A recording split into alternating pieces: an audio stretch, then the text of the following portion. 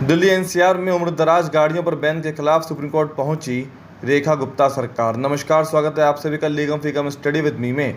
दिल्ली सरकार ने supreme court में याचिका दायर करके दिल्ली एनसीआर में 10 साल से ज़्यादा पुराने डीजल वाहनों और 15 साल से ज़्यादा पुराने पेट्रोल वाहनों पर रोक के 2018 के आदेश पर पुनर्विचार करने की अपील की है। याचिका में दिल्ली सरकार ने कहा कि BS6 मानक वाले वाहन पुराने BS4 वाहनों की तुलना में कम प्रदूषण फैलाते हैं, इसलिए केवल उम्र के आधार पर वाहनों पर प्रतिबंध सही नहीं है। सरकार ने सुप्रीम कोर्ट से गुजारिश की है कि वह केंद्र सरकार या वायु गुणवत्ता प्रबंधन आयोग मतलब CAQM को ये निर्देश दे कि वे एनसीआर इलाके में 15 साल से पुराने पेट्रोल और 10 साल से पुराने डीजल वाहनों के प्रभाव को लेकर विस्तृत और साइंटिफिक स्टडी करवाए। सरकार ने तर्क दिया कि सिर्फ वाहन की उम्र के आधार पर रोक लगाना, विशेष रूप से इन वाहनों के लिए जो कम इस्तेमाल होते हैं, अच्छी तरह से रखरखाव किए जाते हैं और प्रदूषण मानकों का पालन करते हैं, मिडिल क्लास की आबादी को असमान रूप से प्रभावित करता है।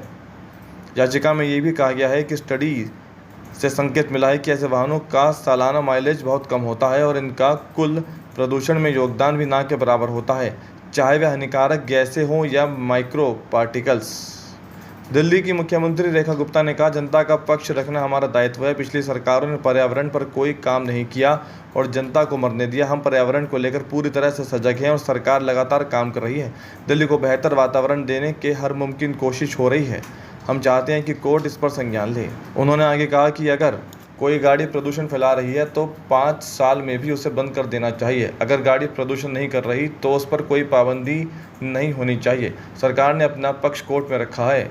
मैं समझती हूँ कि कोर्ट इसका संज्ञान लेगी और दिल्ली की जनता को उनका अधिकार दिलाया जाएगा। तो लीगम फीगम स्टडी विद मी में फ़िलहाल इतना ही।